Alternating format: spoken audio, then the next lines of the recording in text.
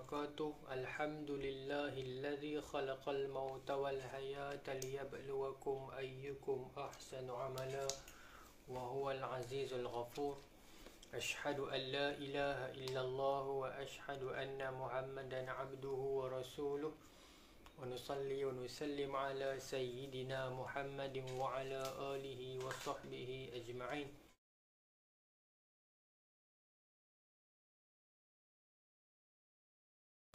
Gaddafi ni pemerintah Libya. Dia memerintah 40 tahun. Dia lahir tahun 1942. Ada satu versi yang mengatakan Gaddafi ni lahir bulan 6 tahun 1942. Tapi kalau kita kaji lebih dalam, Gaddafi ni orang tak tahu tarikh lahir dia sebenarnya. Sebab dia ni suku Badui. Gaddafi ni dia orang Badui yang duduk di pinggir, tonton lah orang Badui macam mana kan, duduk di pinggir padang pasir dan sebagainya ni. Jadi bila berlaku kelahiran, mereka tak rekod tarikh ataupun data yang sebenar kelahiran anak-anak mereka ni. Tapi yang pastinya Gaddafi lahir dalam tahun 1942. Cuma tarikh tu bila kita baca setengah buku dalam ni ada The Arab Revolt. Nak suruh yang ambil pun nak gerak tadi dah bahaya. The Arab Spring ada. Okay. Tak apalah, saya nak catat dia lahir tahun 1942. Dia antara orang yang, dia macam ni tuan-tuan. Libya ni dia terbahagi kepada 3 zon. Okey, ni kalau ni kita catat awal ni. Ni belum catat Gaddafi ni. Dia zon macam ni. 3. Timur, barat, selatan. Selatan ada nama Fezzan. Kiri dia ni, barat ni Tripolitania. Satu lagi dia mula dengan Rusi, saya tak ingat Sikronania apa tak, tapi yang belah kanan ni, belah sini, belah timur Cyrenaica, belah barat Tripolitania, belah bawah Fezzan. Ini kira wilayah Libya asal. Dia terbahagi kepada 3 wilayah ataupun zon. Orang yang gigi. Okay, 3 wilayah ataupun zon. Okay, di wilayah Cyrenaica inilah wilayah yang dikuasai oleh Uthmaniyah. Okay, kita faham yang itu dulu. Belah kanan ni. Okay. Kemudian selatan ada Fezzan dengan satu lagi Tripolitania ni. Okay. Di wilayah belah timur ni tadi yang saya kata tadi tu, di wilayah Cyrenaica ni dulu wilayah yang dikuasai oleh Uthmaniyah. Okay. Sebab tu kalau tuan-tuan baca sejarah era awal, awal kurun ke-20 tentang Libya ni, berlaku pergolakan. Okay, saya contoh macam ni. Kita nak pergi Cyrenaica ni dulu nah. Cyrenaica ni. Tuan-tuan lupakan yang lain dulu. Jadi 3 nah. Cyrenaica, Tripolitania dengan Fezzan kat selatan, kat bawah. Okey, clear yang tu. Okey. Dekat Cyrenaica ni, dia adalah wilayah yang dikuasai oleh Uthmaniyah dahulunya. Okey, ini uniknya Libya ni. Kemudian bila Uthmaniyah di era hujung dia, para menteri nak duduk sini. Duduk. Pada kementerian dia semua ni kan kita dah baca tentang kejatuhan Uthmaniyah dulu, apa berlaku para menteri yang dah korup, yang dah rasuah dan sebagainya. Akhirnya tercetus kekecewaan dalam kalangan penduduk di Cyrenaica ni. Okey, jadi bangkitlah seorang ulama yang memimpin gerakan yang disebut dengan gerakan tarekat. Saya pernah cerita selalu dalam kuliah saya, tarekat Sanusiyah. Yang dipimpin oleh Muhammad Idris bin Muhammad Mahdi As-Sanusi. So yang menggagaskan tarekat As-Sanusiyah, dia tarekat Sufi, tetapi gerakan As-Sanusiyah ni bukan sahaja Sufi, tetapi Sufi yang mengangkat senjata. Ini di wilayah belah kanan timur tadi sebut tadi. Saya di Cyrenaica tu kan. Cyronacia macam tu, tuan cari lah nanti. Okay. Tapi saya senang amat di wilayah timur lah, senang. Okay. So di sinilah bangkit gerakan itu. Sebab tu kalau tuan-tuan baca sejarah di penghujung era Timur Tengah, di penghujung era Uthmaniyah, bila berlaku penggulingan Uthmaniyah itu ataupun di peringkat kekhilafahan nak digulingkan, ketika itu ada gerakan-gerakan Islam yang agak macam kurang membela Uthmaniyah peringkat itu kerana kekecewaan mereka kepada Uthmaniyah di penghujungnya. Okay, antara yang kecewa dengan Uthmaniyah ialah gerakan Sanusiyah ni. Okay, Muhammad Idris bin Muhammad Al-Mahdi As-Sanusi dengan pimpinan dia lah gerakan orang sebut sebagai tarekat As-Sanusiyah. So mereka ini adalah tarekat. Memang tarekat. Dia bukan gerakan biasa. Dia bukan gerakan-gerakan NGO biasa ataupun gerakan-gerakan yang rebel, gerakan-gerakan yang memang mengangkat senjata semata-mata. Dia bukan macam Hamas, bukan macam tu. Dia macam tu juga, tapi dia ada dia punya zikir dia. Dia tarekat. Okey, dia tarekat. Tetapi dia sufi yang menarik. Gerakan Sanusiah ni dia gerakan sufi yang mengangkat senjata. Dia not just muntih sikit. Dia bukan sekadar mengangkat tasbih, tetapi dia juga mengangkat senjata. Ini gerakan Sanusiah yang istimewanya di Libya. Dan mereka agak kurang setuju. Kalau kita baca dalam sejarah Sanusiah, mereka agak tegang dengan Empire Uthmaniyah. Saya baca terus, ingat saya sebab masa dia minta bantuan Uthmaniyah ketika mana mereka terpaksa berhadapan dengan tekanan oleh Itali. Uthmaniyah nak menjaga hubungan luar dengan Itali, maka Uthmaniyah tak tolong dan tak lawan, macam sengak, macam tunggu sat, prolong. Okay? Bila saya sebut macam ni, kita bukan merendahkan khalifah, tetapi sistem kementerian yang ada ketika itu. Orang politik, senang abang. Okay? Jadi kekecewaan itu yang akhirnya yang dapat malunya ataupun yang dapat kesannya adalah khalifah. Sedangkan menteri-menteri kabinet yang di dalam Uthmaniyah di era hujung itulah sebenarnya yang korup. Kita tak kata semua. Tetapi kita terpaksa mengakuinya. Okay. Jadi itu yang berlaku secara Nasia, Tripolitania dengan Fezzan di selatan.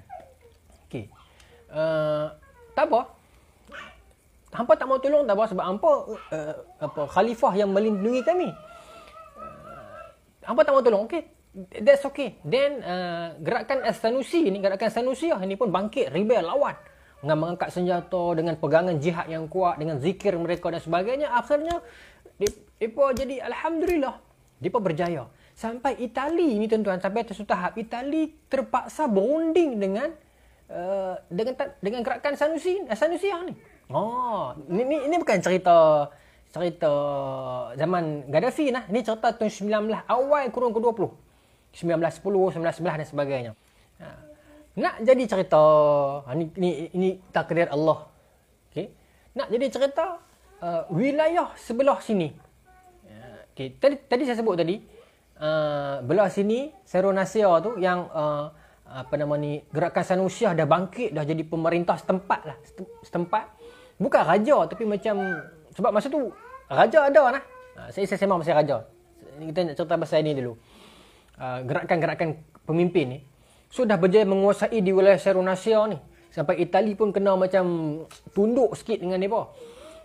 Kena mengiktiraf mereka.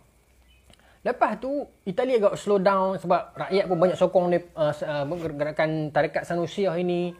Lepas tu sampai satu tahap Muhammad Idris bin Muhammad Al-Mahdi As-Sanusi ni serta anak-anak buah dia, orang panggil apa, khalifah tarekat dia ni menebar ke seluruh Seronasia.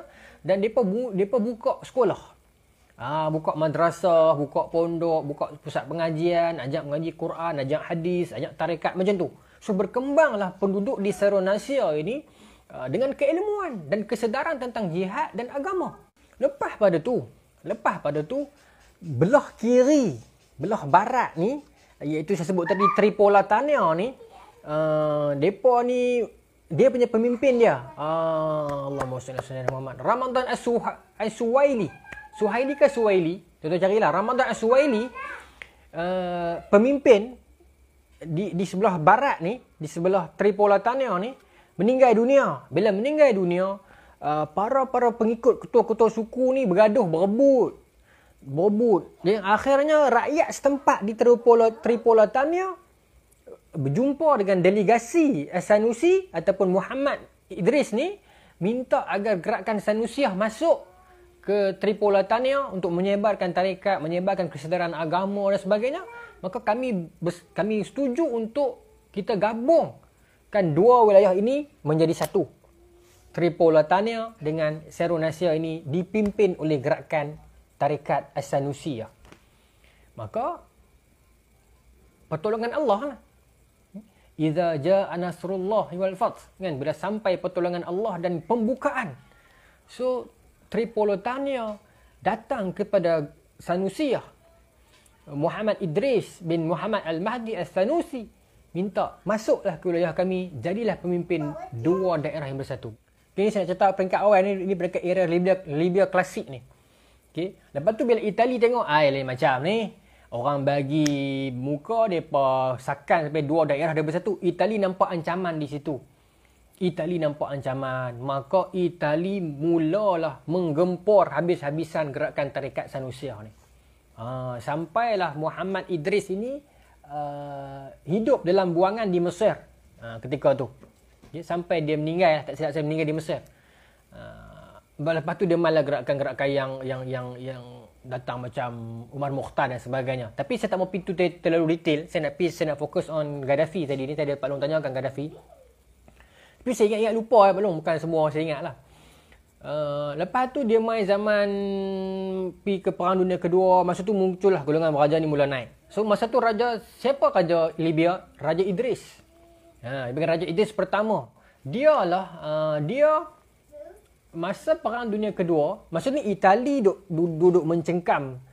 Macam mana tuan-tuan? Kalau tuan-tuan follow buku saya, ada tak kat sini? Saya cerita kat tuan-tuan, dalam Perang Dunia Pertama kan, Itali ni kan dia geng British. Ingat tak? Siapa yang baca buku saya, Kau Percaya Konspirasi, saya dah cerita dah. Dalam Perang Dunia Pertama, Itali duduk side belah British dengan Amerika tu. Dalam Perang Dunia Kedua, Itali side belah sini. Ingat tak saya cerita kan? Okay, dalam Perang Dunia Kedua, masa ni Itali duduk mencengkam Libya tau. Okay, duduk mencengkam Libya. Lepas tu dalam Perang Dunia Kedua ni, Raja Idris ni dia bijak. Okay, dia bijak, so dia pilih untuk sokong British. Sedangkan Itali duduk jajah dia ni. Dengan harapan, sebab saya duduk nampak nanti kalau British menang, so dia mungkin dapat jadikan sebuah negara merdeka lah. Dan Itali kalah dalam Perang Dunia Kedua kan. Saya ringkas cerita lah ni. Itali kalah dalam Perang Dunia Kedua, maka British yang menang. Alliance British yang menang kan. So British lah duduk di Libya. Okay. Bila British duduk di Libya tuan-tuan. Dengan sokongan Raja Idris pertama di peringkat awal itu, maka British terpaksa memberikan kemerdekaan kepada Libya. Jadi cerita dia tahun 1951. Kalau saya silap 1950. Libya telah diiktiraf sebagai United Kingdom of Libya. Nama asal dia. Maka Raja Idris diberikan kedaulatan untuk menjadi raja di Libya. Lepas tu 1952 dia dah merdeka dah lah. Dia ke arah kerajaan sendiri. 52 macam tu. Dia kalau saya silap 51 52 antara dua tu lah. Okay. Tapi dalam tahun 1951 tu disebut sebagai United Kingdom of Libya. Raja Idris ni jadi raja pertama, raja Libya pertama. Tapi Raja Idris ni tuan-tuan, kalau tuan-tuan baca sejarah dia, tuan-tuan tengok dalam gambar-gambar pun, cari di internet ataupun dalam buku. Raja Idris ni dia warak. Dia raja yang soleh sikit, dia warak. Masa Libya dah membentuk kerajaan sendiri dalam tahun 1951, Raja Idris ni dia tak bagi apa sahaja tempat di Libya menggunakan nama dia. Dia tak mahu. Cuma sekarang ada lapangan terbang Raja Idris di Tripoli. Itu pun saya tak silap saya selepas dia tak ada kot. Tapi masa dia ada dia tak bagi. Jangan apa-apa pun diabadikan dengan nama dia. Ni Raja Idris. Bahkan kalau tuan-tuan ingat, duit Libya pun tak ada muka dia. Kalau saya tak tahu sekarang macam mana. Kalau sekarang ada, mungkin selepas dia dah meninggal. Dia meninggal tu 1983. Kalau saya silap betul kan saya. Okay. Tapi seingat saya duit Libya memang tak ada muka dia. Dulu lah. Lah saya tak tahu. Saya tengok duit Libya lah. Ini saya baca buku lah. Okay. Memang duit Libya pun dicetak tanpa muka. Sebab dia tak mau muka dia diabadikan dekat mana-mana. Okay. Ini Raja Idris pertama. Okay. So Raja Idris dia warak. Cuma yang saya duk baca sejarah dia ni, anak-anak buah dia, anak-anak saudara dia, kerabat dia banyak ambil kesempatan di atas kewarakan dia. Jadi bila dia warak, dia agak slow sikit di dalam duniawi ni. Dia slow sikit. Hal-hal duniawi ni. Jadi kaum kerabat dia, anak-anak saudara dia, anak-anak nakal, cucu-cucu nakal, kaum kerabat dia raja ni yang lebih. So mengumpulkan aset, mengumpulkan duit, berpakat dengan British, jadi macam tak elok lah. Keturunan raja ni jadi tak elok lah, duduk dengan British lah, life pun macam kawan-kawan. Sedangkan raja yang sebenar ni warak. Yang akhirnya raja pun lama-lama dia sakit. Dia sakit-sakit, akhirnya dia pergi berubat di Mesir ataupun Turki. Di Turki, kemudian masa dia pergi berubat itulah dia digulingkan oleh siapa? Oleh apa nama ni, Gaddafi. Masa itulah tahun 69. Okey. Saya kita nak masuk contoh Gaddafi ni. Tetapi Raja Idris pertama ni dia lambat agak mati. Dia meninggal dunia dia mangkat tu 1983. Tapi dia duduk dalam buangan. Dia duduk dalam buangan. So dia digulingkan dalam keadaan ketika mana dia tak ada. Okay. Dan penggulingan itu berlaku dalam revolusi yang disebut sebagai revolusi putih. Sebab revolusi itu berlaku tanpa menumpahkan senjata. Gaddafi balik daripada British tahun 1966. Dia susun ketenteraan dia pelan-pelan. Dan tahun 69 dia buat revolusi yang akhirnya dia menang dan dapat naik pemerintahan dia tahun 69 tanpa menumpahkan darah. Disebut sebagai revolusi putih. Kita baca satu buku, The Green Book oleh Gaddafi. So dia cerita dalam tu detail lah banyak. So Gaddafi ni dia lahir tahun 42, saya dah cerita tadi. Tarikh sebenarnya tak tahu. Ada yang kata bulan Jun tapi tak tahu tarikh. Tapi memang tak tahu tarikh pun, orang Badui ni memang tak tahu tarikh. Nama dia Abu Minir al-Gaddafi. Dia suku dia Ghaddafa, tak silap saya, suku dia. Okey. Saya nak cerita Gaddafi peringkat muda dulu nah. Dia memang suku Badui yang hidup di padang pasir, yang memang hidup dalam kemah, yang hidup berpindah randah. Okey, sebab tu kelahiran dia tu tak didaftarkan, sebab tu tak tahu tarikh bila dia beranak. Tahun tahulah. Okey. Dia suku, kalau saya salah betul kan saya, suku Ghaddafa, tak silap saya. Sebab tu nama dia Gaddafi tu sebenarnya yang tu lah. Sebab nama dia Abu Minir al-Gaddafi kan. Muammar al-Gaddafi. Tak apa. Yang penting dia di suku yang padang pasir, yang hidup di padang pasir, yang jauh daripada orang, yang suku dia yang Badui yang berpindah randa, yang hidup dalam kemah dan sebagainya. Dan for the factor is, Gaddafi was the first man yang daripada suku dia yang masuk sekolah. Suku dia tak sekolah, dia pun tak sekolah. Pasal dia pun ni banyak menggembala kambing. Bahkan Gaddafi pun memang kerja dia gembala kambing di padang pasir. Kambing ke unta, tapi penggembala lah. Tapi Gaddafi ni dia ada minat yang tinggi kepada pelajaran, pada ilmu pelajaran. So dia minat ilmu. So ayah dia nampak dia punya potensi dan dia dihantar ke sekolah. Dan dia ialah orang yang pertama dalam suku dia yang pi mengikuti ajaran persekolahan yang formal, Gaddafi ni. Dan faktanya saya ada buku tu, saya baca The Arab Revolt tu. Tapi saya nak ambil ujung tu pakai wire ni. Dan tebal, dia cerita pasal Libya, Yaman, Mesir dan sebagainya. Dia pun sekolah. Tetapi tuan-tuan, sekolah dia dengan rumah dia berapa jauh? 40 kilo. Standard sekolah saya dengan rumah saya sekarang lah. Tapi saya kerja tak apalah, sependek kereta kan. 40 km sekolah dia dengan rumah dia. Dan faktanya adalah Gaddafi ni mak pak dia tak larat nak hantar pergi sekolah kerap-kerap lah. Nak buat PDPR masa tu COVID tak ada, internet tak ada. Maka mak pak dia ni tak larat hantar pergi sekolah. Apa dia buat? Ni cerita pengalaman hidup dia nah. Okey. Dia sekolah kita kata Isnin sampai Jumaat. Dia cuma balik ke rumah hari Sabtu dan Ahad sahaja. Dia cuma balik ke rumah hari Sabtu dan Ahad sahaja. Isnin sampai Jumaat dia duduk di sana, di apa nama tempat sekolah tu, Serte bunyi ni, SERTE, di sekolah dia tu, di wilayah itu. Okey, 40 kilo daripada kediaman ataupun daripada kemah dia. Jadi tuan-tuan, umur dia 7 tahun, dia dah duduk seorang-seorang dah. Di mana? Di masjid. Itu Gaddafi, dia ada sikit pemikiran agama dia ada lah. Jangan kata tak ada. Gaddafi di peringkat awal dia, tuan-tuan tengok. Macam mana keagamaan dia. Begitu kuat. Umur 7 tahun, dia dah tidur di masjid. Isnin sampai Khamis malam. Ahad malam sampai Khamis malam. Maksudnya hari sekolah. Masjid yang terletak berdekatan dengan sekolah dia. Dia tidur di masjid. Apa yang kita boleh ambil pengajaran? Masjid di Libya buka untuk orang tidur. Dan mungkin bagi saya lah, bila saya membaca cerita-cerita macam tu, saya tak boleh membayangkan yang Gaddafi umur 7 tahun seorang-seorang pergi tidur masjid, bagi mandi pergi sekolah, macam terlalu wali pula kalau macam tu kan. Terlalu hebat lah. Level-level ulama dulu ni kalau macam tu. Dan kalau macam tu dia punya akhlak di peringkat awal dia, mana mungkin di era hujung dia agak teruk sikit. Jadi saya membayangkan mungkin dalam era itu, senario itu biasa orang pergi tidur di masjid untuk nak pergi mengaji. Yang saya faham secara bodoh saya ni, saya faham macam tu lah.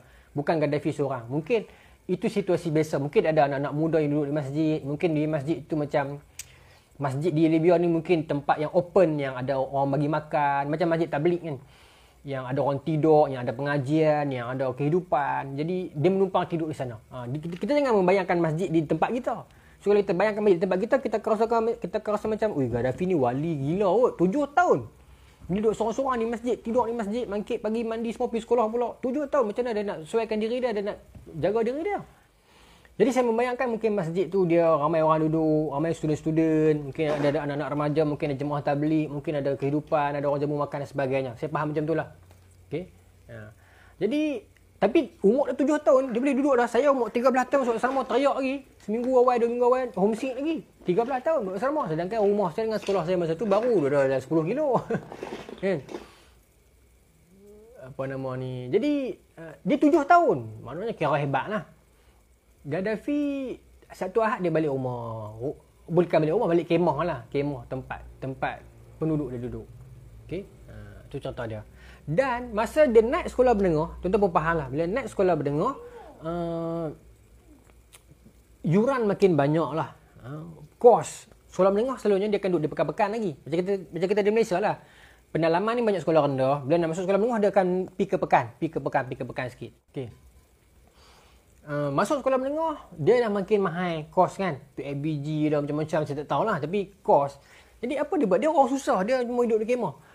Orang kampung dia ataupun suku Ghadafah ni, suku-suku setempat ni, geng-geng badui sekitar geng perkemahan mak pak dia ni, pakat ramai-ramai collect duit. Depa tonton dia ramai-ramai support Gaddafi untuk belajar. Aku nak cangkung ni. Depa pakat ramai-ramai untuk depa tonton duit hanya untuk biayai Gaddafi. Habis sekolah tak apa. Pakcik susah tak apa. Duit pakcik mengembala unta ni, duit pakcik perah susu unta ni, duit pakcik susah dari sikit-sikit orang badui. Tak apa, duit ni ambil kat anak hang si Gaddafi tu, biar dia pergi sekolah.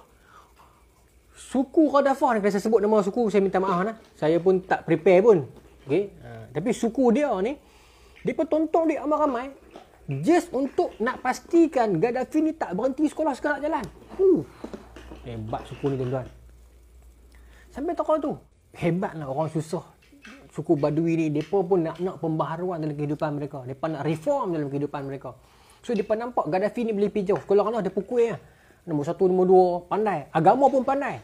Dia pandai agama. Dia sangat skor subjek agama. Jadi, bila dia ada kekangan untuk nak sambung sekolah menengah dengan duit, dengan kos dan sebagainya, maka orang kampung dia ramai-ramai, penduduk setempat ataupun perkemahan setempat, orang Badawi, suku-suku pak dia ni kata, tak apa, hampir belajar.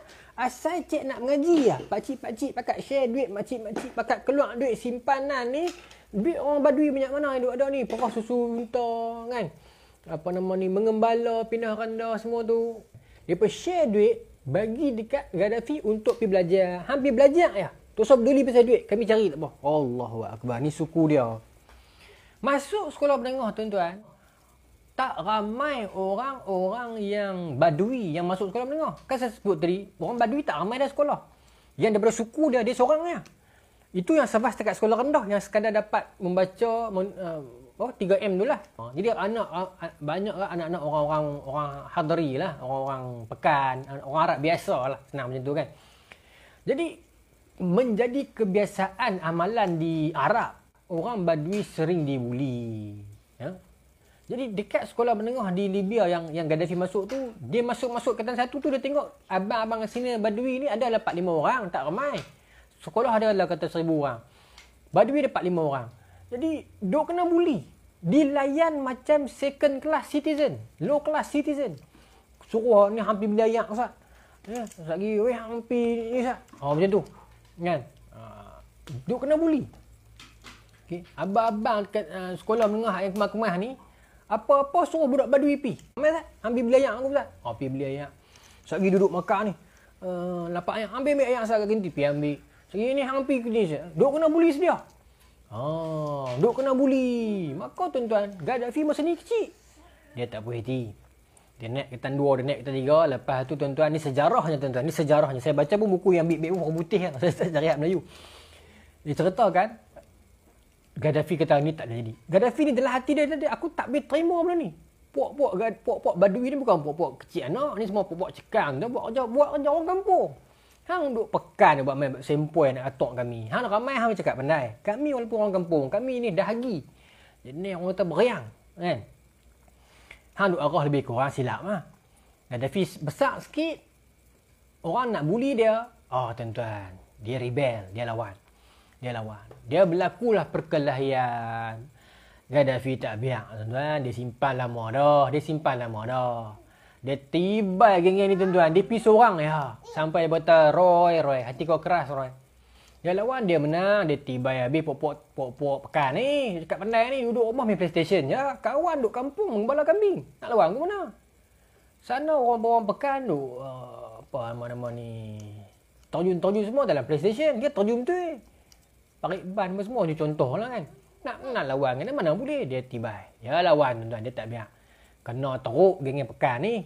Seorang, dua orang kena, hak lain tuang. Dia pimpin gerakan-gerakan abang-abang dia ni, geng-geng badui 4-5 orang ni. Jangan duk takut dah. Lepas ni jadi apa-apa, dia bully apa, main-main aku. Dia pimpin, lepas tu tuan-tuan, sampai tahap geng-geng pekan ni tak berani dah usik orang badui. Gaddafi, dia naik, nama dah sudah naik, dia jadi otai sekolah tu. Zaman kami sekolah dulu, kata siapa pegang sekolah, kami kata otai sekolah. Oh, gemar. Maksud tu otai sekolah ni kira pecah bala lah tuan. Sedangkan otai ni all timer kan. Zaman sekolah dulu jangan kata lah, semua pekat nak jadi otai sekolah. Jadi kira Gaddafi ni lah otai sekolah masa tu. Orang tak berani sentuh. Dan dalam minoriti geng badui pegang sekolah tu. Siapa dia punya otai? Gaddafi. Maknanya masa umur dia belah-belah tahun pun dia dah tunjukkan kebolehan dia dah. Tetapi yang hebatnya Gaddafi ni, dia bukan saja cekang kod berlawan ni, tapi kod belajar pun dia pandai, kod agama pun dia pandai. Jadi cikgu sayang dia, ustaz sayang dia, coach bola sayang dia. Jadi orang segan dengan dia. Yang tu istilah otak yang betul. Tu istilah cekang yang betul tuan. Sebab tu tuan-tuan yang sekolah, zaman saya sekolah, saya tak tahu zaman sekarang macam mana. Sebab sekarang ni saya pun duduk di sekolah tapi saya jadi cikgu, saya sejauh mana saya kata saya faham, mungkin saya tak faham sangat budak saya. Okay. Itulah kita. Sejauh mana kita kata kita faham, kita tak faham sangat sebenarnya. Zaman kami dulu, zaman kita dulu, yang betul-betul pegang sekolah ni, dia bukan budak kelas belakang sekali. Betul tak? Dia bukan. Dan yang pastinya, dia bukan budak kelas pandai sekali. Selalunya geng yang pegang sekolah ni, dia mesti kelas tengah-tengah. Katakanlah ada 6 kelas, dia mungkin kelas keempat, kelas ketiga. Dia tak mungkin datang pada kelas pertama sebab kelas pertama ni kelas budak pandai, dia lembut sikit. Dan dia tak mungkin datang pada kelas last sekali. Last kali ni dia akan jadi follower. Dia akan tukang berbuat ramai, tukang bising, yang tukang kelas bergaduh. Dia akan turun, dia tak peduli lah. Nak fight kan? Jom. Hari ni kita fight dengan Cina. Tak maaf. Hari ni kita fight dengan dia tu. Kita fight turun. Dia akan rapi kat kerusi lah. Tapi dia pun baju lepas luar. Kan? Markah-markah apa tak ada. Baju nila apa tak buh. Pergi sekolah baju lepas luar. Jangan nak bergaduh lah. Ni geng kelas belakang. Tapi geng kelas belakang ni, dia akan ikut yang otai yang kata kelas tengah ni. Geng kelas tengah ni yang selalu pegang sekolah ni, dia smart sikit. Belajar dia tak pandai sangat, dia tak bodoh sangat.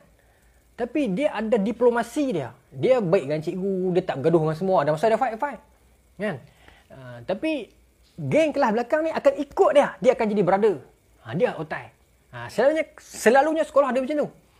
Dia takkan jadi brother, takkan jadi otai. Orang kelas lah kali tak. Dan kelas depan kali pun bukan. Saya dia belajar pandai, kemudian dia sambung belajar, dia masuk kolej tentera dan sebagainya. Gaddafi ni dia sangat suka dekat zaman Abdul Nasir.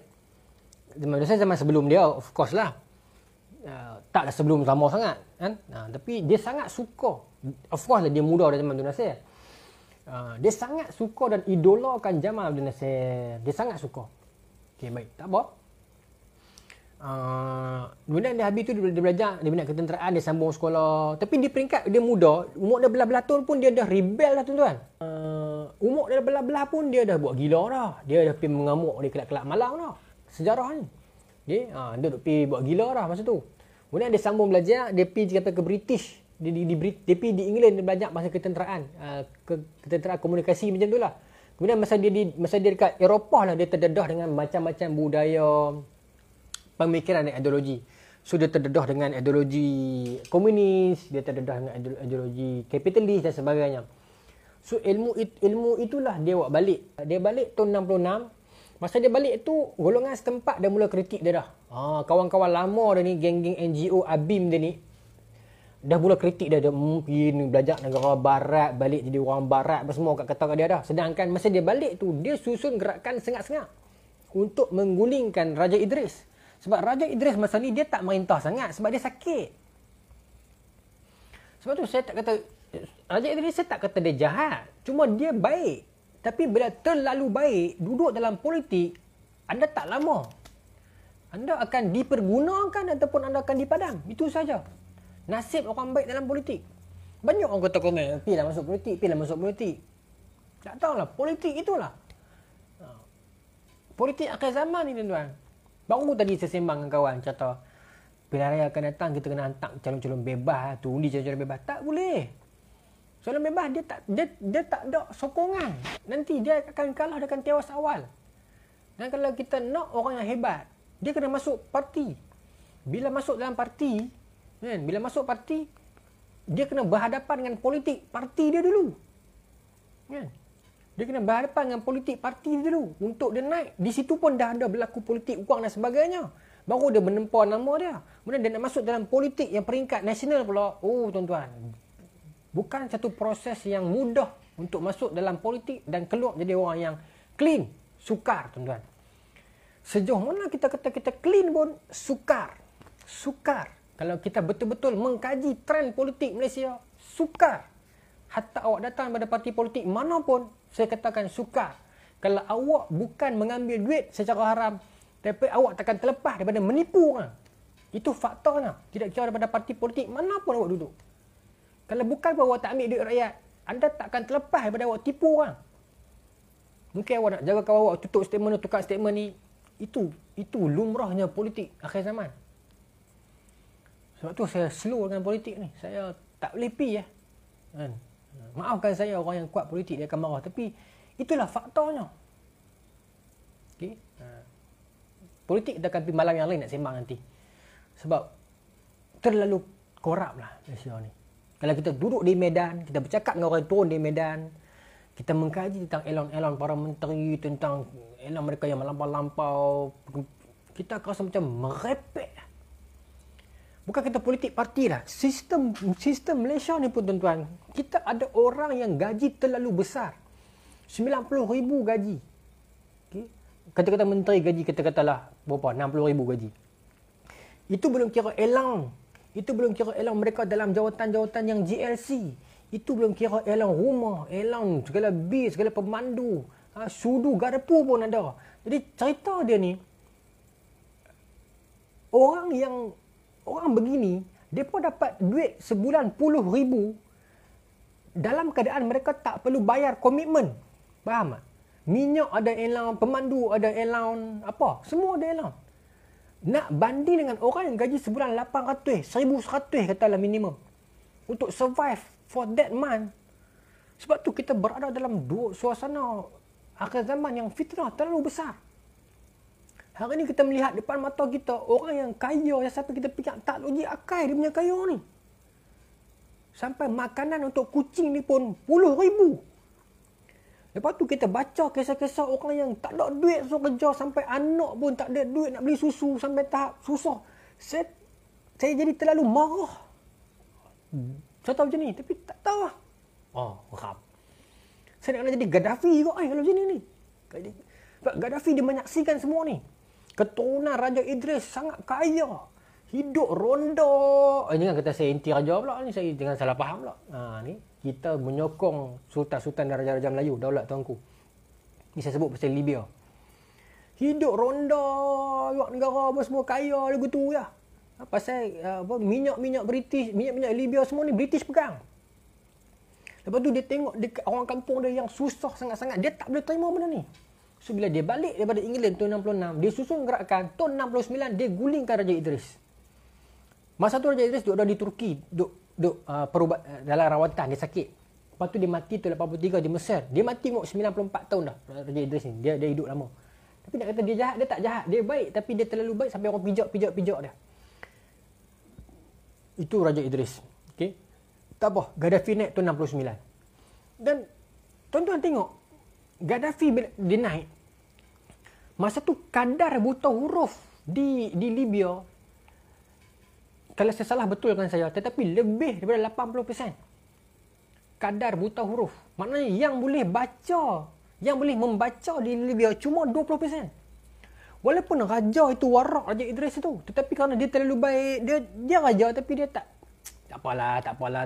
Anak cucu dia buat kisah ni.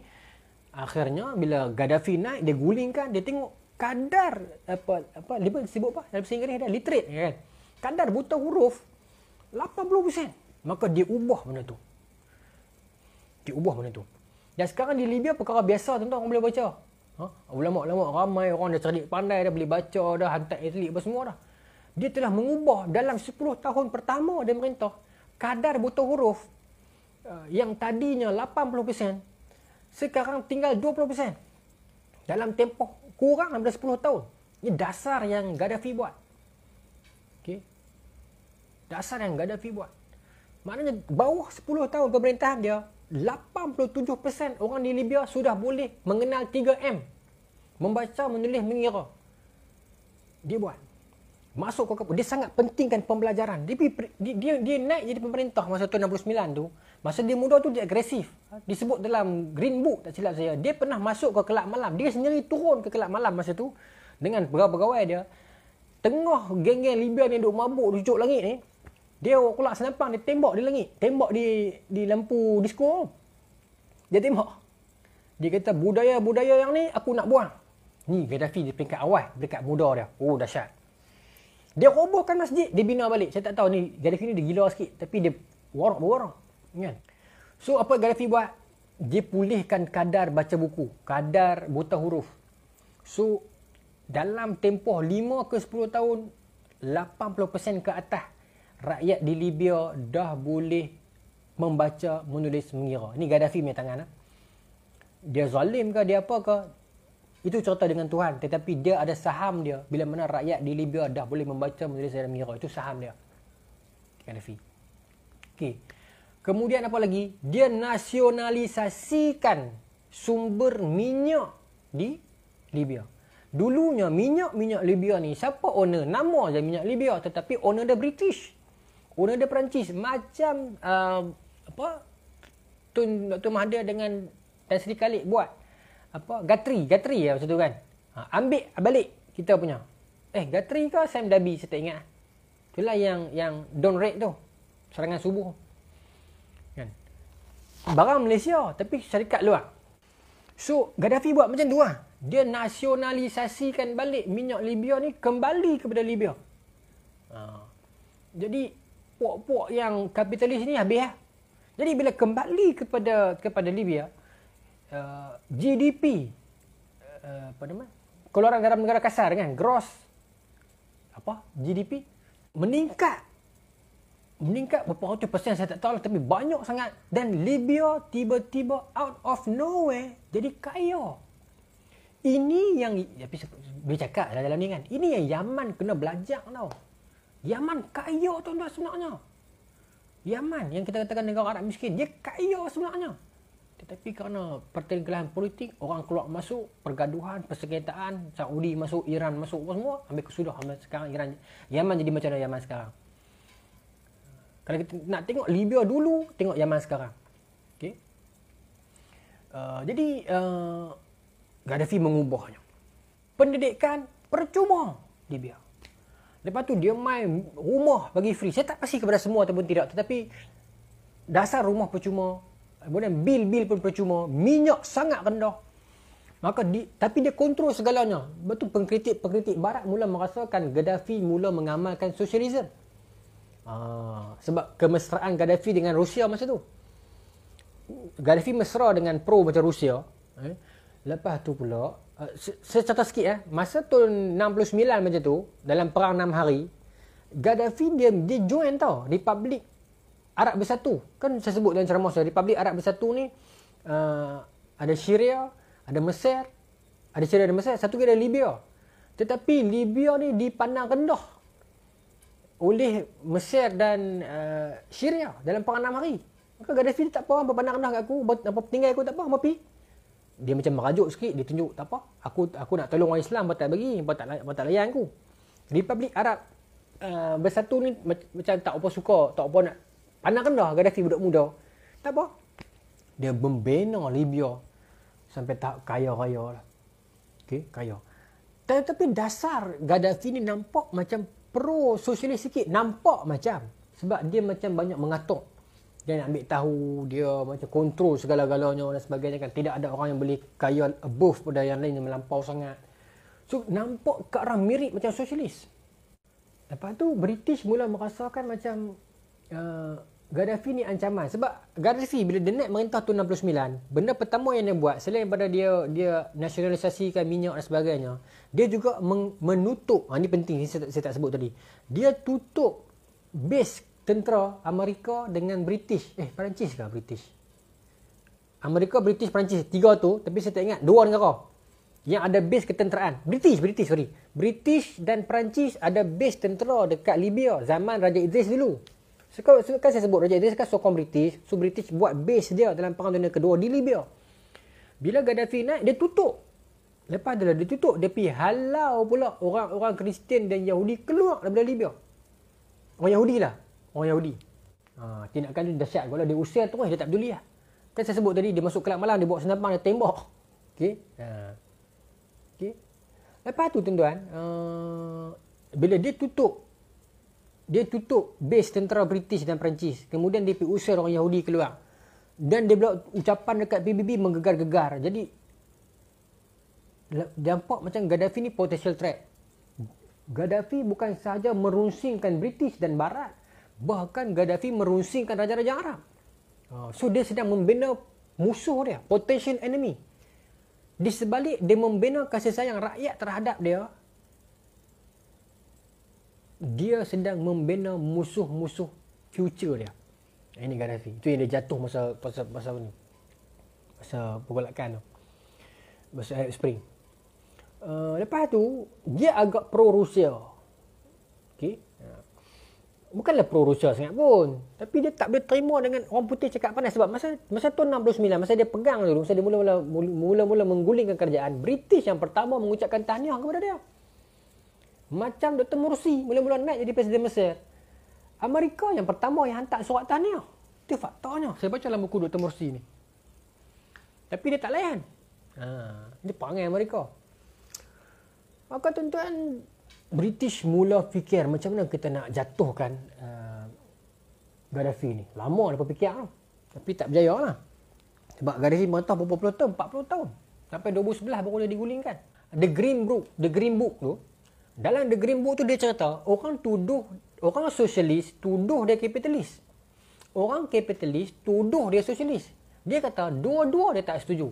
Kata Gaddafi, dia nak menggagaskan yang disebut sebagai the third universal theory. The third universal theory ni siapa yang gagaskan? Gaddafi. Gaddafi kata dia ada teori yang lebih baik daripada kapitalis, dia ada teori yang lebih baik daripada sosialis, iaitu teori universal ketiga. Jadi seringkahkan, bila Gaddafi kata dia ada teori yang lain, bukan kapitalis, bukan sosialis, tetapi the third universal theory, teori universal yang ketiga. Jadi dia pun yakin dengan teori dia tu, okay? Dan dia sangat overconfident lah. Dia ada pegawai perempuan betul, dia bawa khemah pergi mana-mana pun betul, dan Gaddafi ni takut kayak tempat tinggi pun betul. Dia takut, dia tak boleh tempat tinggi-tinggi sangat, dia takut. Okay? Dia tak boleh naik lift, dia suka naik tangga. Dia macam gamak apa? Dia Da Vinci Code tu, Tom Hanks, profesor tu kan, dia takut naik lift kan. Okay? Tapi dari Arab Spring ni cerita yang panjang lah. Arab Spring ni cerita yang panjang, yang tuan-tuan kena dapatkan buku dia ni.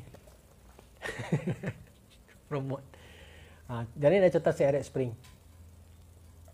Okay. Secara orang Melayu lah, secara ringkas dan pandangan sarwa. Okay. Saya ada pandangan peribadi saya pasal Arab Spring. Kenapa Amerika, Britain terlalu minat tiba-tiba untuk menyokong gerakan Islam Arab Spring? Kenapa tiba-tiba mereka concern tentang rakyat Islam yang tertindas di Libya, yang tertindas di Yaman, bukan Yaman, di Tunisia. Kita tidak mengatakan Ben Ali baik. Kita tidak mengatakan Gaddafi baik.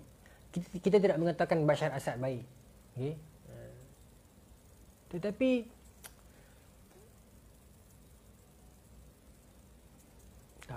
pokoknya kembali kepada negara Islam baliklah. mungkin rakyat di Syria, di Libya dah tak ada tempat bergantung dah. Maka bila British mai, bila Amerika mai suar senapang, ambil lah apa lagi. Mungkin begitu. Kan? Di mana negara-negara OIC? Itu yang orang pening kepala tu kan. Apa-apa pun di akhir zaman ni kita kena melihat di 2-3 kali. InsyaAllah nanti tuan-tuan doakan saya panjang umur, beri kesihatan yang baik oleh Allah SWT, dikembalikan kesihatan. Kita boleh sambung lagi bincang-bincang sembang-sembang. InsyaAllah. Terima kasih banyak-banyak. Saya tak lepi.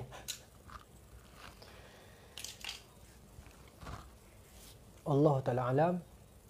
Assalamualaikum warahmatullahi wabarakatuh.